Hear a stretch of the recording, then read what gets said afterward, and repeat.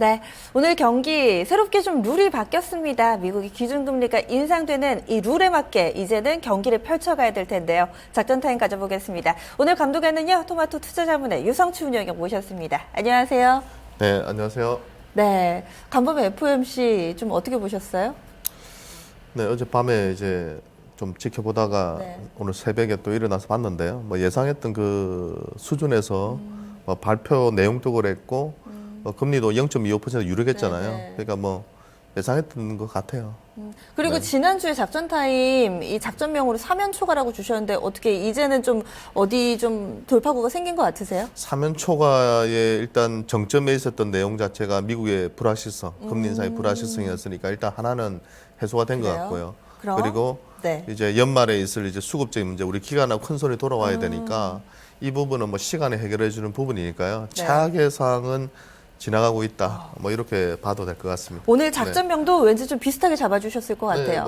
뭐 아무래도 오늘 아침에 발표가 났으니까요. 미국 금리 인상을 작전명으로 정해봤습니다. 네, 아무래도 좀 중요하죠. 이 금리 인상이란 팩트보다는 이제 어떻게 해석하는지가 상당히 좀 중요할 것 같은데요. 네, 체크 포인트 좀 바로 들어볼까요? 일단 그 여러 가지 의견들이 있는데요. 네네. 경험적으로나 지금 우리 시장의 지금 지수의 자리를 봤을 때는 전체적으로 주식시장이 미금리 인상 이후에 오히려 빠지기보다는요. 네. 오히려 빠졌던 부분이 회복되는 정상화 국면이 내년 한 상반기까지는 전 들어오지 않을까 하는 생각을 가지고 있고요. 네. 그 달러나 상품 시장의 움직임도 제가 좀 이따 살펴드리겠지만 네. 그런 부분들도 미 금리 인상 이후로 그 예측한 거와는 좀 반대 방향으로 움직일 가능성이 좀 있다고 보이고요. 유가도 물론 어제 이제 재고가 좀 늘어나면서 급락했지만 네. 일단 반등을 시도하는 흐름으로 갈 걸로 보이기 때문에 세 번째는 체크 포인트로 유가의 기술적인 반등을 잡아봤습니다. 네, 그러면 하나씩 좀 저희가 알아볼게요. 주식 시장의 정상화라고 좀 첫 번째 체크 포인트 자리를 좀 잡아주셨는데, 정상화요? 예전에는 좀 비정상이었는데 이제 좀 정상으로 간다 이렇게 봐야 되는 건가요? 일단 미국이 이제 금리 인상한다고 하면서 시장이 상당히 많이 빠졌거든요. 그러니까 우리나라 같은 경우도 이미 한 1년 전부터 금리 인상에 대해 우려 때문에 박스권 장사가 계속 됐었는데요. 최근 특히 한 달에서 한 2달 동안의 시장 자체가 좀 많이 빠졌어요. 코타 시장도 마찬가지고요. 네, 그래서 네. 그런 부분의 비정상화가 정상화될 가능성이 높다고 판단이 됩니다. 네. 네. 그러면 준비해 주신 그림들이 좀 있는데 자료들 보면서 얘기 제가 더 하나씩 들어볼게요. 설명드리면요. 신흥국이 어느 정도 빠졌냐면 전 세계 증시 대비해서 신흥국의 상대 강도를 나타내는 그런 표인데요. 네. 여기 이제 보시면은 뭐 상당히 고점 대비해서는 상당폭 많이 지금 빠져 있는 상태입니다. 2010년도 때 그때가 최고로 신흥국이 잘 나갈 때였고요. 그러니까 금융위기 이후로 만회되는 구간에서는 네. 신흥국이 상대적으로 상당히 강했는데요.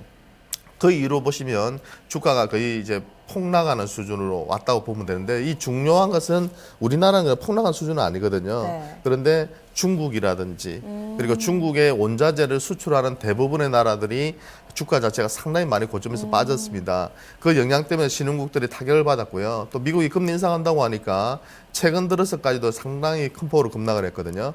그러니까 이 정도로 상대적인 강도가 많이 빠진 적이 별로 없어요. 네. 그렇기 때문에 만회될 수 있는 구간은 분명히 온다. 그것이 기술적인 반등이라 하더라도 전체적으로 신흥국 증시가 회복되는 국면은 올 것이다. 두 번째 그림을 또 하나 보여드리면요.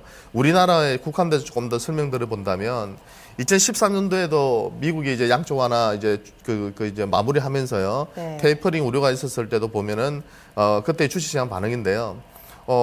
돈을 이제는 긴축을 하겠다고 하니까 시장이 신흥국이 거의 한 15%에서 20% 폭락했어요. 그러니까 우리나라도 같이 빠질 때는 급락했었는데 여기서 이제 보시면은 우리나라가 중간에 있는 저 뭐라고 해야 돼? 항토색이라 해야 될까요?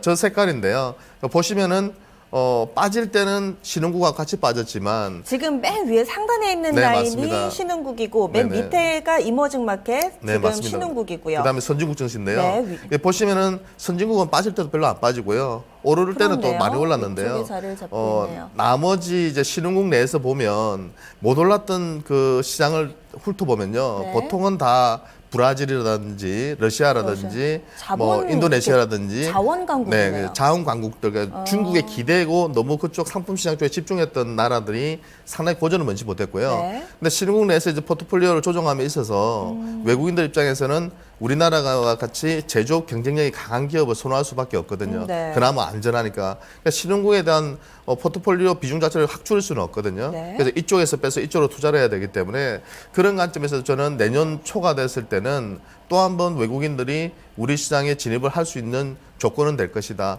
여러 가지 그 경영 환경들이 안 좋은 부분들도 있기는 하지만요. 네. 그래도 아마 상대적으로는 신흥국 내에서 우리나라가 만의 강도는 좀 더 빠르지 않을까 하는 생각이 듭니다. 네, 그럼 다른 나라 비교를 해주셨는데 이제는 좀 달러 그리고 상품 시장을 함께 좀 체크를 해볼까요? 네네. 두 번째로 제가 체크 포인트 잡은 게요. 그러니까 달러가 그러면 지금 시점에서 이제 또 추가적인 강세로 갈 거냐. 네. 미국이 지금 얘기하는 것은 내년도까지 한 뭐 서너 번 정도 더할 인상을 거다. 해서 네. 한 뭐 내년 하반기에는 뭐 한 1.3번, 4번 정도 인상을 네, 한다면 한 1%에서 한 1.25% 정도 될 것 네. 같고요. 2017년도에는 또 거기서 또 그 정도로 또 추가를 한다면 한 2.5%. 그리고 2018년도 말에는 지금 보니까 3.5% 정도를 목표로 하더라고요. 네, 네. 그러니까 한 제 생각에는 가면 3년에 걸쳐서 그 정도 올리는 건데요. 크게 무리는 없을 걸로 보여요. 네. 그렇기 때문에 이미 저는 그 정도는 시장에 충분히 반영이 되어 있다 보고 있고 그렇다면 달러가 앞으로는 당분간 예전에도 그랬거든요. 저번에 제가 도표를 안 보여드렸지만 금리 인상이 오히려 달러가 상당한 기간 동안 조정을 받는 경우가 많았어요. 네. 그렇기 때문에 달러가 약세로 돌 가능성이 오히려 지금 시점에서는 우리가 염두에 둬야 되지 않나 싶고요. 그랬을 때 결국은 상품 시장이 지금은 최악의 상황은 지나가고 있지 않나. 그러니까 CRB 상품 지수인데요. 보시다시피 상당 기간 고전을 면치 못했거든요. 네. 근데 이 정도 수준에서 이제 금리 인상이 시작됐다면 오히려 불확실성 해소와 더불어서 CRB 상품 지수도 올랐을 것이다. 예, 이렇게 보이기 때문에 우리가 투자 전략을 잡음에 있어서 이제는 조금씩 그 기존의 전략에서 약간은 수정을 가할 필요는 있다는 생각은 듭니다. 상품가의 반등을 예상해 주셨으면 국제유가도 이제 좀 바닥 다지고 올라가야 되는 거 아닌가요? 어제 같은 경우 이제 미국이 금리 인상하고 미국이 또 원유 재고량을 발표를 했는데 예상보다 많았거든요. 네, 그래서 네. 한 5% 급락을 했는데 제 판단에서는 그렇게 오래 가지는 않을 거라 보여요. 단지 제가 하나 전제를 할 건 뭐냐면 방금 말씀드렸던 상품 시장이나 네. 유가나 중국이 예전같이 10% 이상 성장할 수 없기 때문에요. 그래서 절대로 장기적인 상승을 가지는 못할 거라 판단합니다. 예전 네, 같은 네. 화려한 전성기는 오지 않을 거라 판단되지만 지금의 수준도 제가 볼 때는 너무 심하다는 거죠. 그러니까 오펙이 이번에 감산에 감산회를 합의를 못했죠. 했다면 네. 좋았겠지만 아무래도 미국과의 그런 경쟁 관계에 있어서 조금 더 주도권을 잡기 위한 그런 지금 전쟁을 하고 있다고 보고 네. 있는데요. 그렇기 때문에 단기적으로는 약간 더 압박을 받을지는 모르겠지만 네. 결국에는 30달러대 수준에서 네. 정말 20달러대로 떨어질 수 있을까? 거기에 대해서는 일시적으로 영향을 받을지 모르겠지만 유가도 제 판단에서는 거의 바닥권에 진입하고 있는 상태가 아닌가 생각이 네. 들고요. 미금리 인상이 오히려 이제 유가의 바닥을 확인해주는 그런 계기가 되지 않을까 하는 생각이 듭니다. 그럼 지금 확인해 주신 달러, 뭐 상품, 유가 반영해 봤을 때 전반적인 지수 움직임은 좀 어떨까요?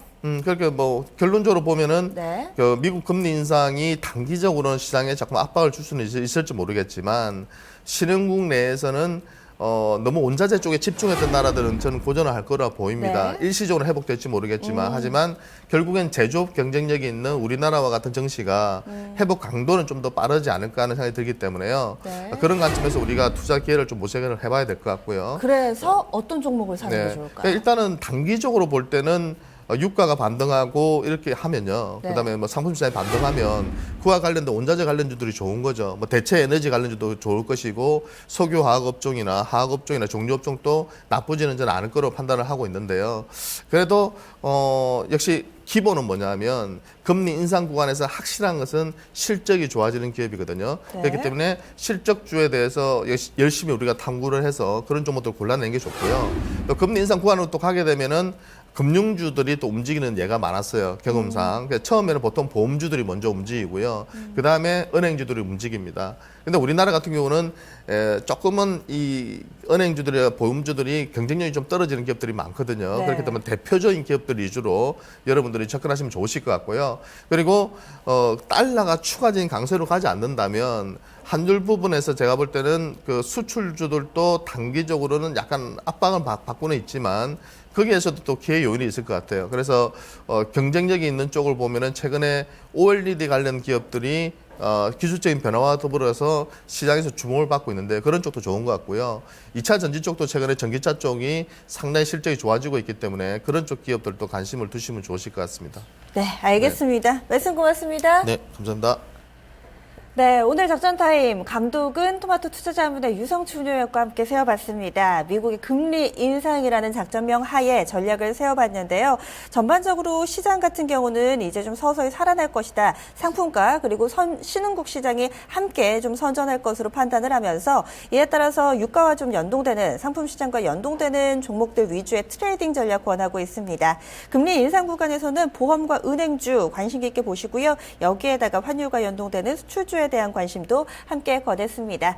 현재 좀 시장이 안도 랠리를 좀 일찍 보여줘서 그런지 현재는 좀 부담을 느끼는 구간입니다. 코스피가 하락 전환이고요. 코스닥 지수도 1% 넘게 오른 것은 개장하고 나서 10분 정도밖에 안 됐고 현재 상승폭 대체로 반납을 하면서 강보합권에 놓여 있습니다. 좀 어떻게 판단해야 될지 많이들 헷갈리실 텐데요. 여러분들 투자 성향에 맞게 그리고 그 논리적인 근거들 쭉 정리를 해보시면서 현명하게 대응해 보시기 바랍니다. 투자 판단의 책임은 여러분들의 몫이라는 점 다시 한번 강조드립니다. 여기서 인사드리겠습니다. 고맙습니다.